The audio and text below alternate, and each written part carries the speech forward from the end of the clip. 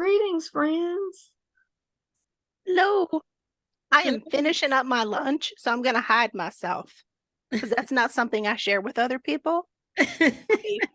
I'll be just a moment. Oh, good to see you, Anne. I'll mute myself too. Welcome. Hi, Mike. Hello, friends. Were your ears burning in the waiting room? We were talking about you, Mike. They're always burning.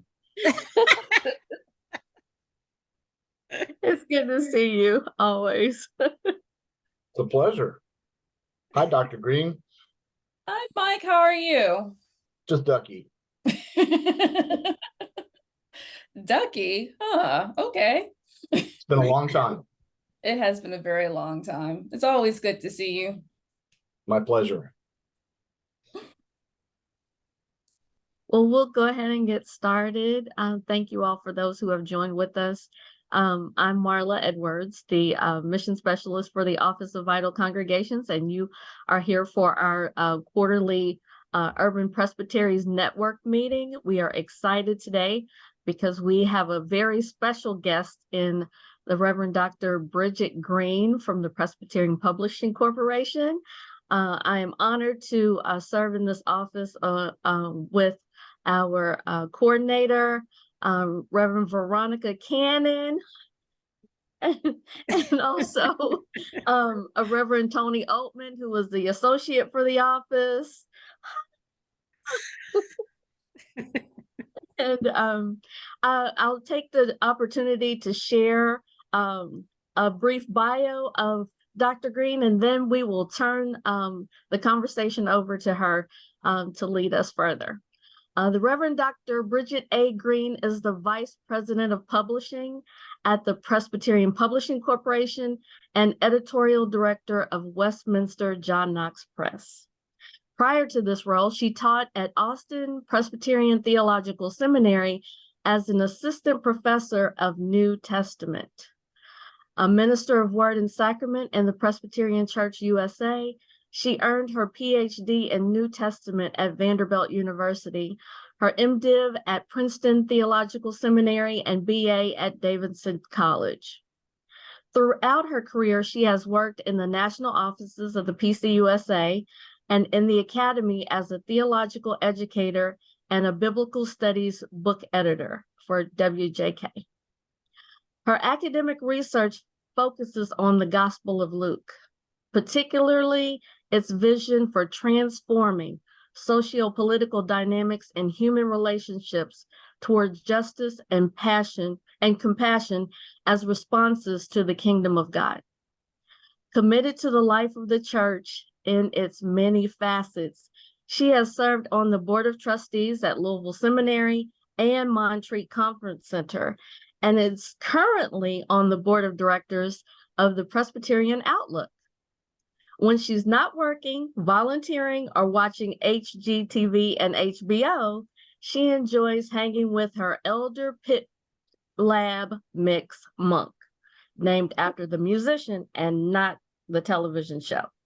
She also enjoys spending time with her loving family, especially her niece and nephew, running in nature, eating great foods, and listening to live music. I am so excited. And if you don't mind, I'd love to share a little story. I have worked for the Presbyterian Church for almost 20 years in different capacities as well. And I had the privilege of working in the Presbyterian Publishing Corporation at a time when Bridgett was also serving there. And she was moving to this position, I believe at Austin Theological Seminary at the time. And she gave us all mugs that said, "I love my coworker." And I held that so dear. I didn't know her at all at the time and just had started working at PPC, but that spoke volumes to her character. And I am just so excited to be engaged in this conversation with you today, Bridgett. So thank you and welcome. Oh, thank you so much, Marla. I appreciate it. Thank you, Veronica, for inviting me to speak with the Urban Presbyterian Network this afternoon. Happy post-Labor Day to you all. I hope you all were able to get some rest from your labors. and enjoyed the weekend for coming here. Yes, I truly believe that my colleagues at the Presbyterian Publishing Corporation, whether they were colleagues with me for years or for days, were some of the best coworkers I ever had. And so I had to let them know that's how I felt as I was leaving, so much so that I came back. So that really shows how much I really appreciate and enjoy working with the Presbyterian Publishing Corporation. So what I'm going to do for our time together, I have a presentation that I would like to share. It provides a little bit of history of PPC, as well as understanding of different resources that we publish for the church, as well as for the academy and society, and share a little bit about our curriculum program, as well as showing you some easy ways to access our material through our PCUSA store and the variety of resources that we have at the PCUSA store, especially for those who are in congregations, in terms of resource guides for books that we publish, as well as with guides for the Matthew 25 initiative and so on and so forth. So just want to give you all a bit of orientation or a revisit of those areas. I don't know for you, but for me, in addition to just hearing about it and reading about it, it's really helpful to see it as well. And kind of sometimes I'm a tactile learner, so we'll have some elements of that as we move forward. So I'm going to jump in with our presentation. I'm going to share my screen and get us started. So the Presbyterian Publishing Corporation is one of the 6 asterisk agencies of the Presbyterian Church. The asterisk is for ASG. Not quite sure where it falls in terms of the agency lineup. So in addition to OGA, PMA, with whom you all are tremendously familiar with, Board of Pensions, the Investment Loan Program, the foundation, you have the Presbyterian Publishing Corporation. And PPC has 3 imprints or other kind of organizations that's under the PPC umbrella. A lot of people are familiar with Westminster John Knox Press. Hopefully you have tons of books lining your bookshelf with a little WJK logo at the bottom of the spine. And oftentimes people will refer to PPC as WJK because that's the element of our organization that people are most familiar with. We also have a children's line called Flyaway Books. Flyaway Books is a relatively new initiative compared to the long history, which I'll share, that is the Presbyterian Publishing House. And in that, we publish resources for the church, as well as resources for that take care of and talk about social issues, emotional development issues, and so on and so forth for young people. We're super proud of that imprint as well. And then another element of PPC is Growing Faith Resources. Growing Faith Resources is the umbrella of which all the curriculum kind of comes out of for the church. And so, like I said, most of you are probably most familiar with Westminster John Knox Press, but Flyaway and Growing Faith Resources are other names that you will hear and want you to recognize them as being a part of the Presbyterian Publishing Corporation as well, part of our church. So a little bit about our history. Believe it or not, the Presbyterian Board of Publication started in 1838. So we are actually embarking on our 3rd century of publishing, which I think is a really big deal. And as you know about Presbyterian history, there are different branches to our Presbyterian tree in which things have come together that allow for such a long history. But in terms of our most recent past, there are 2 main imprints that develop. Westminster Press, which was of the so-called Northern Stream, and John Knox Press, which is the so-called Southern Stream. And so it's always interesting to me when people just say John Knox Press or just say Westminster, just because of their long tenure in the Presbyterian Church. Those are the 2 names that they're most familiar with. But WJK, as so much of our denomination, Press is the birth out of our reunion, out of the Presbyterian Church reunion in the 80s. And so at that point in time, WJK Press was fully a part of the mission element of PCUSA until about 1994, when the General Assembly had finally voted to have a separate entity that is now known as the Presbyterian Publishing Corporation. So PPC in itself is only about 30 years old, as opposed to the long history and lineage of Presbyterian publishing at large. Two key components to understand about PPC that I think that a lot of folks don't fully understand. One is that PPC is financially self-sustaining. And what that means is we do not receive any fundings from per capita or from mission agency budget. And to use colloquial speak, we eat what we catch. So the money that runs, that's part of the operations of PPC, is from the costs from sales.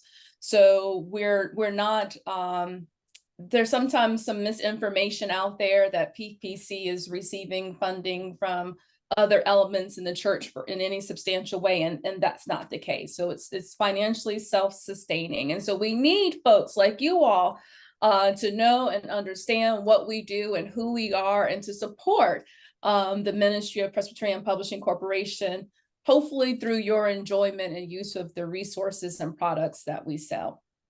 Another important element is that PPC has editorial autonomy. So part of that overture that produced the PPC in 1994 is also language that it's not the PCUSA itself that dictates what we produce. We definitely recognize ourselves as part of the Presbyterian Church, which is why we have so many church-related resources. And at the same time, the ways in which the assembly might be swaying in different conversations don't dictate the types of books that we publish at any given point in time. And that's because we're beholden to not only the church, or even as with the church, we are beholden and stewards of a broader community of people. We publish for those who are in coursework, who are teachers, who are professors, and they have intellectual autonomy in terms of what they do for particular reasons, as well as publishing for general readers and folks who may not have a direct relationship with the church, period, let alone with the PCUSA. So it's these elements of why we maintain an editorial autonomy in terms of what we publish and how, and the mechanisms of which how we publish. So those are two key elements that are worth highlighting. So PPC, we publish for what we call 4 main audiences. The main audience are the academic audience. Those are scholars and teachers in seminaries, colleges, and graduate students. A lot of people's first interaction with PPC, but WJK, are books that they bought when they were taking religion courses, or when they were in seminary, or they saw those books in the library of their pastors, the library of their congregation. So the academic side is a pretty huge component in terms of for whom we publish, which does not exclude the church by any means if you bought any of our commentaries. So just to help you see that relationship. The second audience for us are church professionals, our professional line. And that's usually for mainline and progressive evangelical churches who look to our resources. A lot of those are in preaching. A fair amount of them are in church development. A fair amount of them are around church leadership as well. And underneath professional are also some of our key resources to help with polity in terms of ruling elder resources and book of order resources that we have. So our professional line is broad, in which a lot of the books that we publish, a lot of different denominations and pastors would be interested in, but it also includes a lot of our Presbyterian specific resources for our congregations and leaders. General reader is another important element to our publishing program and our audiences. And these are for individuals who may or may not belong to religious institutions or churches. Congregational resources includes books for people who you might have heard who are spiritual but not religious. Includes books for those who are religious and are trying to figure out ways in which what they see happening in their communities, how they can address those issues or think about those issues from a theological perspective, whether it's related to social justice or community activism or racism, as examples of those books. Our general readers also include our books, our seasonal books, our Advent and Lent books. Some of you might be familiar with those, as well as some Bible study geared books that we have. And then we have our congregational main audience, and those research resources are pretty much more so than any are our hymnals. So if you got Glory to God in your pews, thank you so much. That is part of our congregational audience line. So in terms of WJK side of things, the books that we publish are in these 6 areas: biblical studies, theology, preaching, social justice, Presbyterian polity, as well as spirituality.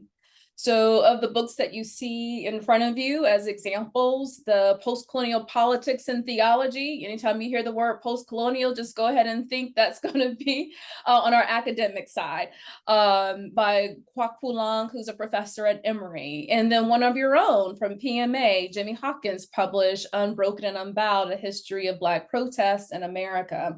That was our general reader book that we published with him. Holy Disruption, which is an Advent book, seasonal, called out our 100 devotions for WGTQ, probably, sorry, Christians. You know, that is actually a devotional book that we have. And then we have Walking Through the Valley, that was a book in celebration of and the furtherance of the ethics of Katie Cannon. So those are just some examples along these main foci of books that we have. And as I shared, if you picked up one of our commentaries, one of these brands are probably somewhere on your library or close to it. We're very well known for our interpretation preaching commentary series, which have been a venerable series for us for over 30 years. And just as a little sneak peek, we're actually having a 2nd generation of the Interpretation Bible Commentary series being released next fall. And when we say 2nd generation, it's not a revision of a particular volume. It's actually re-visioned of the Interpretation Commentary series so that it is relevant and contextual for the conversations that people are having in church today, whether in their preaching or their teaching. So I'm super excited about the interpretation series being relaunched. We have a great editorial team with Brian Blunt, who is now the president emeritus of Union Presbyterian Seminary.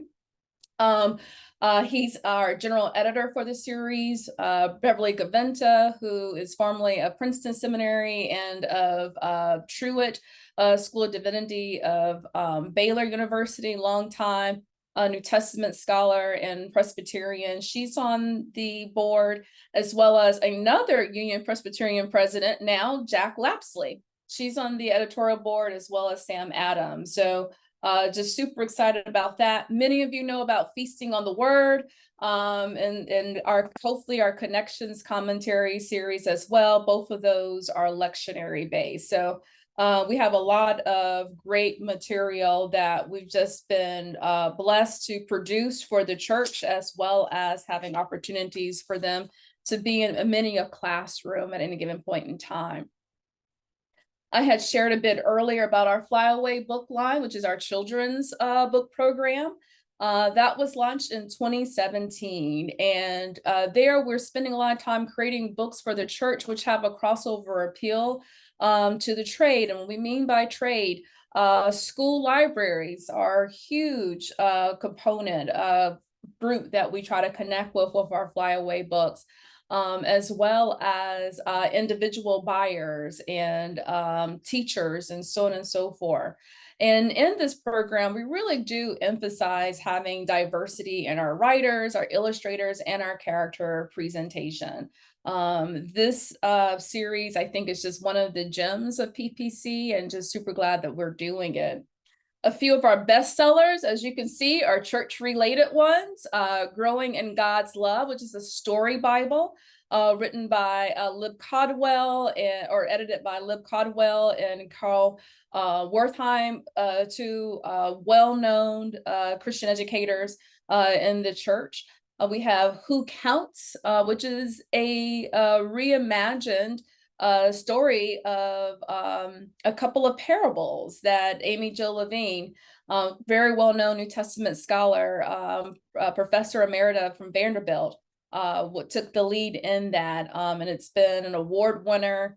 Sometimes it's a book I need to read every once in a while, because parables are just not always easy, and I need it broken down in any way possible. But this is a really great book, and especially in terms of the counting element, right? So it's something that is really accessible for children, as well as it touching on a story that's very familiar to a lot of congregations. And then we also have our baptism promise book, which, you know, helps guides families in terms of sharing with their children, as well as Christian educators in terms of those around what is baptism and its importance in the life of the church. So those are some of our best sellers. And then our other books, which have just done really, really well for beautiful Black boys who believe in a better world.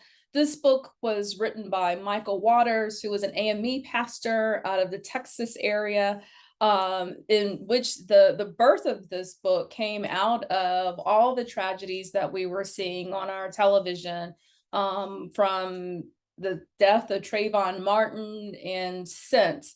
And he really wrote this book actually for his son, in terms of looking at so much that's happening and injustice in the world. How do we look for a brighter future? We're super excited that Essence Magazine, which is a huge magazine in the African American community here in the US, picked it up and said it for the year that it came out was one of 5 books to buy this fall. So, I mean, just to get a sense of how we try to have books that speak to what's happening in the world and are connecting with people in a variety of ways. I actually pulled up 2 other examples from our flyaway line that I think you might be interested in. You know, unfortunately, in where we are with the level of gun violence that we are seeing, especially in schools, and the fact that we have, you know, first graders and second graders and third graders, let alone older students who are doing lockdown drills. I remember back in the day, we used to do, I lived in South Carolina, we were doing earthquake drills where we sat in the hall and we put our heads in our hands, and tornado drills and such. And the types of things that students are dealing with today are just a little bit different than what we did. But one Thursday afternoon is a book that kind of describes from a child's perspective the process of going through a lockdown and some of the emotions that they're experiencing with that. And this book has been one that we've seen quite a few pick up, unfortunately, at many libraries and other places. But have gratitude that we were able to provide this level of resource for our children, to be able to have something in which they can think through their own emotions and think about the processes that they're experiencing. And then Grandpa's Window is another book for helping children in developing emotionally.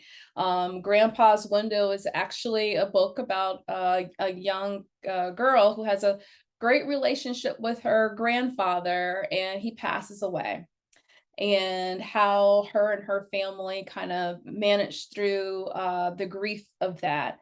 Again, age-related resources that we have for our children and through our flyaway books to deal with things that are happening in their lives and in their worlds every day, things that they're observing around them, as well as having some resources that our churches can pick up, whether it's on issues of grief or issues of injustice, or in terms of just understanding God's great story and God's love. So if you haven't picked up any of our flyaway books, I hope that this presentation is something that will evoke you to check them out and see what might be good for your communities. And I had spoken earlier also in terms of our Growing in Faith resources. That's our curriculum area. Curriculum is relatively new to PPC in this particular kind of way. Congregational Ministries Publishing, which was formerly CMP, moved from PMA, Presbyterian Mission Agency, to PPC in March of 2018. And so we have been producing curriculums for the church in this way for a little bit more than 5 years now. If my math is right, I think that's right. I tell people all the time, I have degrees in letters, not in numbers, but I think I managed to do 13 from 5. So for 4A, so that's 5 years. Our curriculum, of course, are English, Spanish, and Korean language components. I will say that PMA does provide a small-ish grant to help cover the costs of staff for our Spanish and Korean language resources. So PMA does provide a small little grant in order to help support us continuing curriculum in those languages as well. So in terms of, as I shared, we have a variety of resources that are in Spanish and curriculum and in Korean. And we also in our Korean resources have Advent and Lent devotions as well.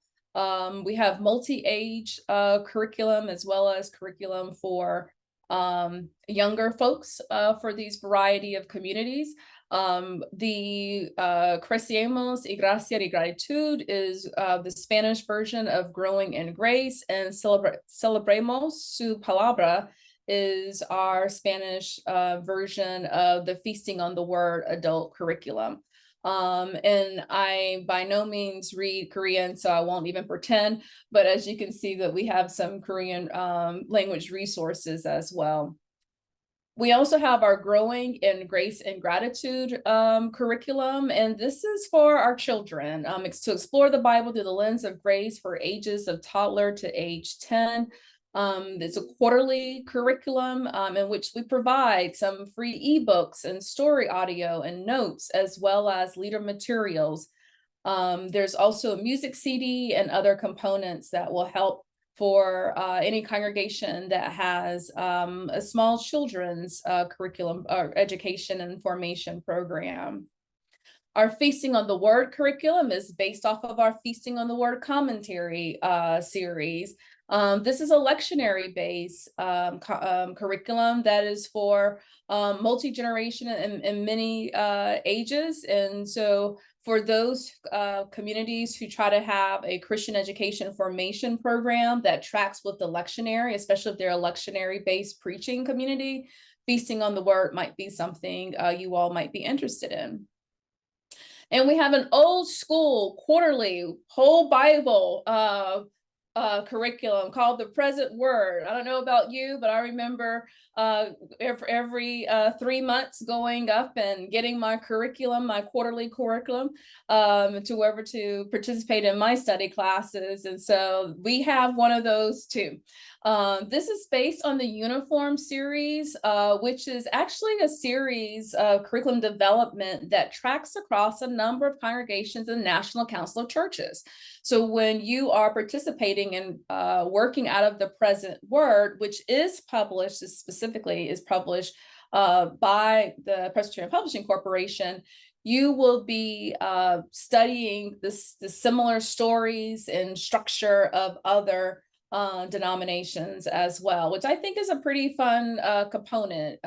It's equally a Presbyterian specific curriculum, but it's also ecumenical as well. This is our adult study Bible program, and as always includes your leader guide, your participant books, and worship leaflets as well, especially again if you're a congregation that likes to have a curriculum that's going with the preaching. Big God, Big Questions is our curriculum for confirmation classes. So if your congregations are having a confirmation class and looking for curriculum, we have one here. 12 sessions that are 90 minutes that can also be broken down into 24 sessions that explores various aspects of the Bible through Bible study and local church content. One of the things I think is really cool about this curriculum is that it includes a student journal. So understanding that people learn and process in different ways, that everyone wants to speak up and circle, but them reflecting on the big questions of theology in a way that's helpful. Having journals as part of that, I think it's a particular neat aspect, a really good aspect of this curriculum. Also has infographic posters and DVDs so that people can have a multimedia educational experience as they're looking at the big questions about a big God that we're so grateful to serve. One other curriculum to bring up is our Growing in God's Love, a Story Bible curriculum. So this is goes through the various themes and stories of the Bible pretty much canonically. There are 35 units for this curriculum, and it includes the creation story, brave women and men in the Old Testament, people Jesus met, parables Jesus told, and the new church, just to name a few elements as part of this curriculum. And so this one is for more or less your elementary age students for whom you want to have a class in a series. One of our most recent ventures in terms of new curriculum products is our Follow Me series, Follow Me Biblical Practices for Faith Living.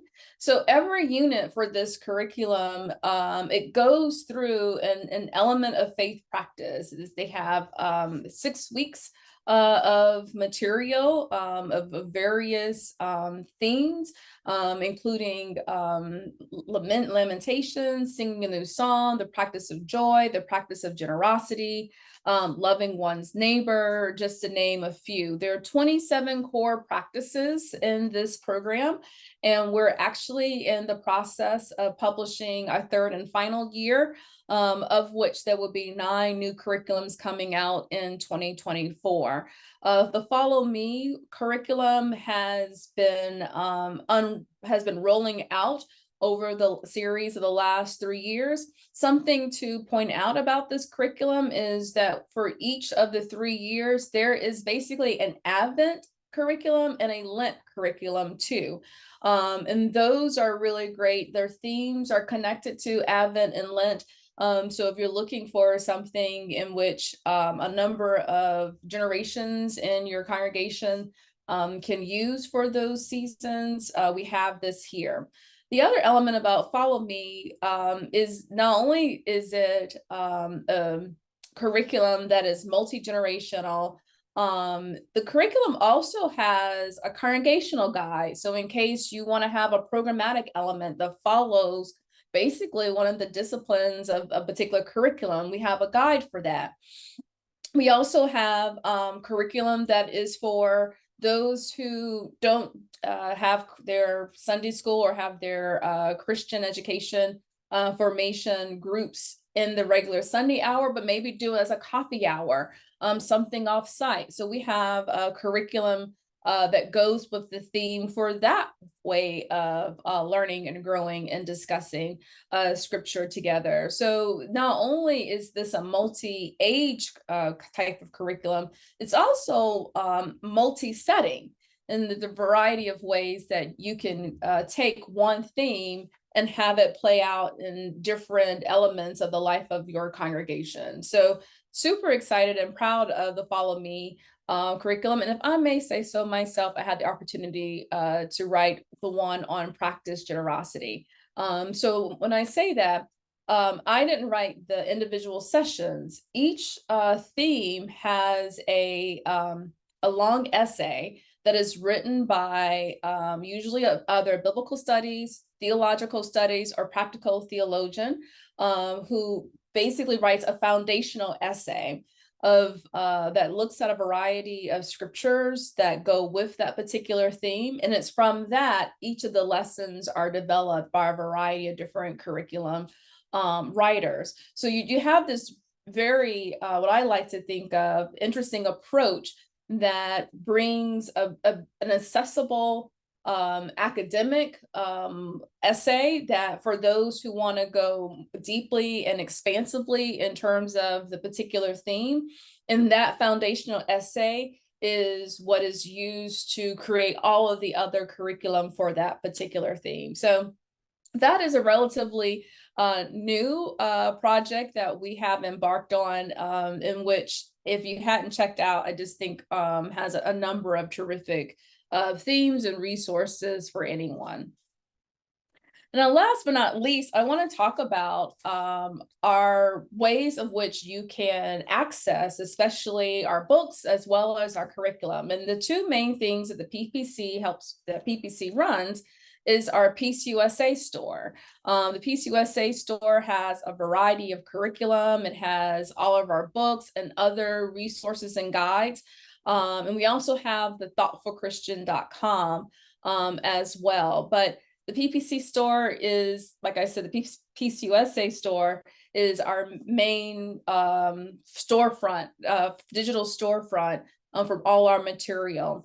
I was asked about whether or not we can provide a promotional discount code for those who participate. Well, a little maybe not as known and need to be known secret is that at the PCUSA store, everything is 35% off.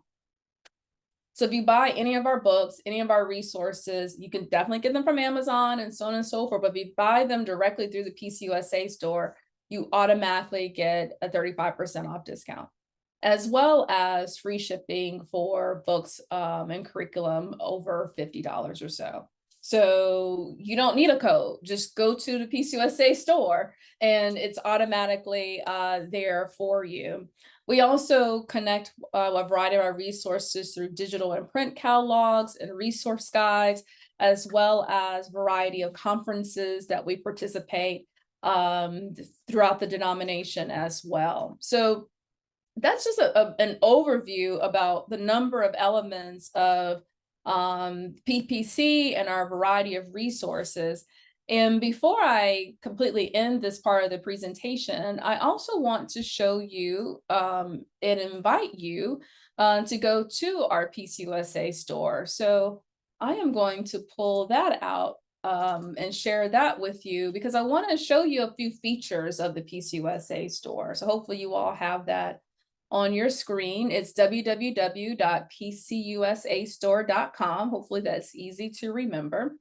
The PCUSA store, as you can see, has our books, curriculum, program resources, magazine journals, church resources, everything for the PCUSA. So the material that is on this website is not just from PPC, it's from PMA, it's from PW, it's from other areas. So it's kind of a one-stop shop in so many words. Another element about the PCUS store I want to show is the curriculum area. So clicking on this banner, what you have are a number of videos that have been produced to provide introductions, to provide, you'll have interviews from the authors of the variety of curriculum, for example, the Follow Me video. You have growing in God's love. So even if, you know, a lot of folks may not have DVDs and such, DVD players and such as they might have used to, but we have a pretty good library that's accessible on our PCUSA store that I think folks would appreciate, taking a look at. As well as having Advent is coming up soon. So you clicked on that button, you see our 2023 Advent resource guide that features a number of our recent books. As you can see with Stay a While, we also have an adult group study, individual devotion, and Advent worship prep. We have that for a number of our different resources available, because we also recognize that not everyone has the additional 20 hours to create something brand new out of a book they just read.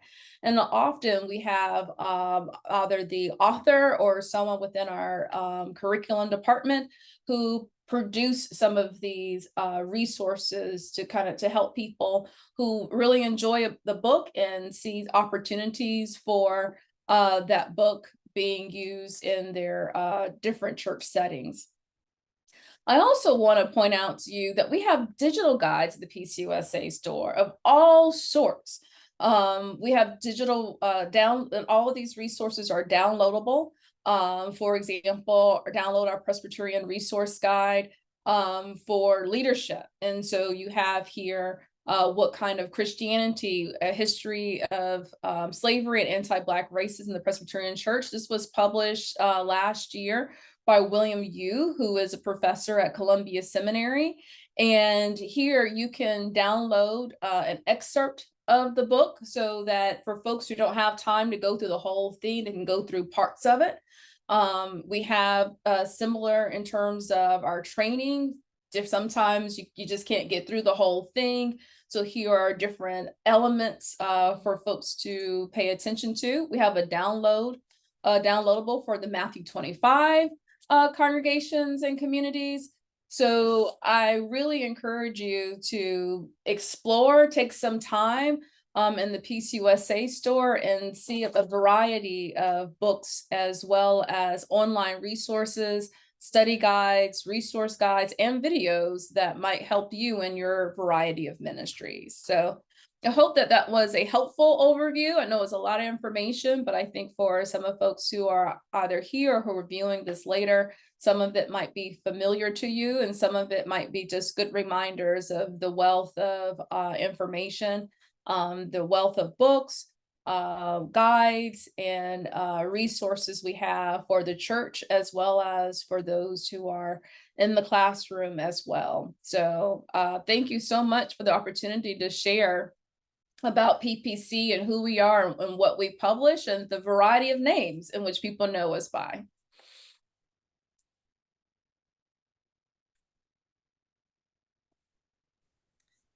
Bridgett, thank you so much for being here with us. I'm going to turn it back over to Marla, but we do want to know if anybody has any questions for Bridgett about PPC. This would be the time to ask them any questions about curriculum or anything. If you have any questions. I do.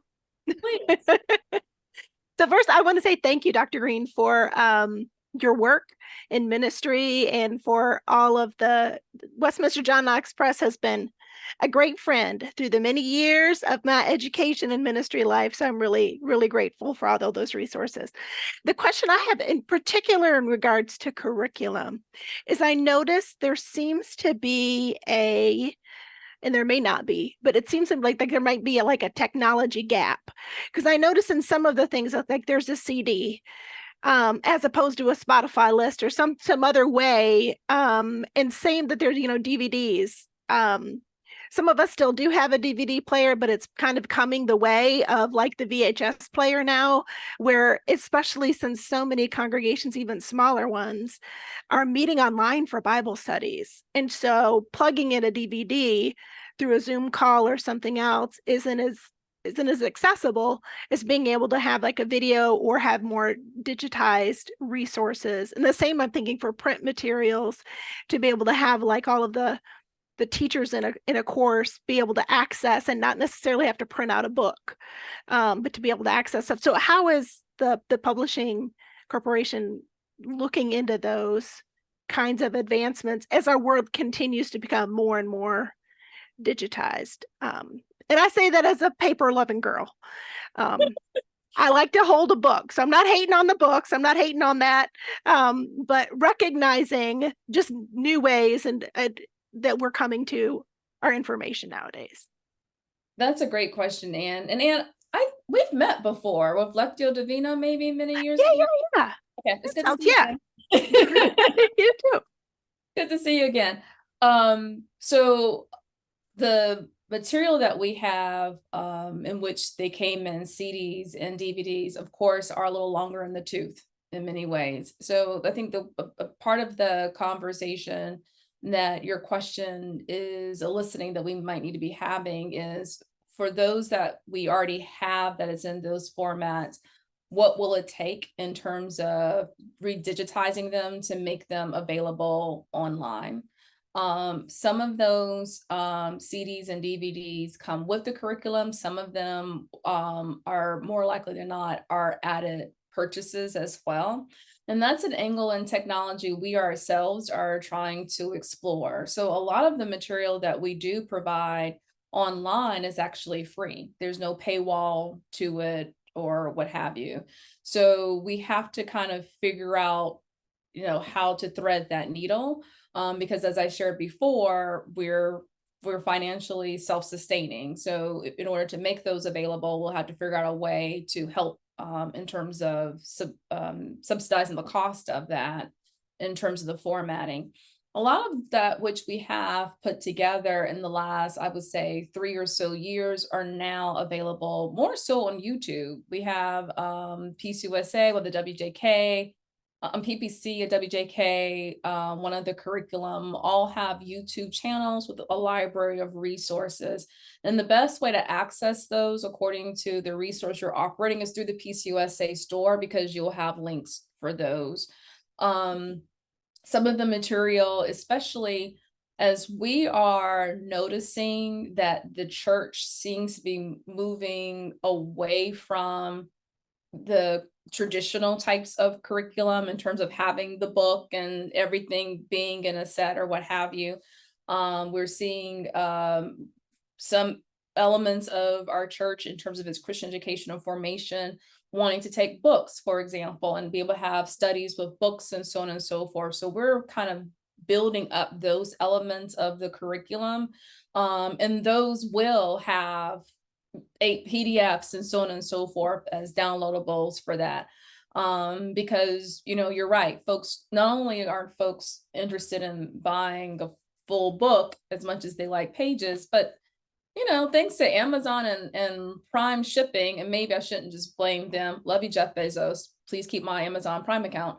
We would like to have things quicker too, in terms of that wait time. And, not everyone is able to get their planning done 2 weeks in advance in order to have that leeway for shipping.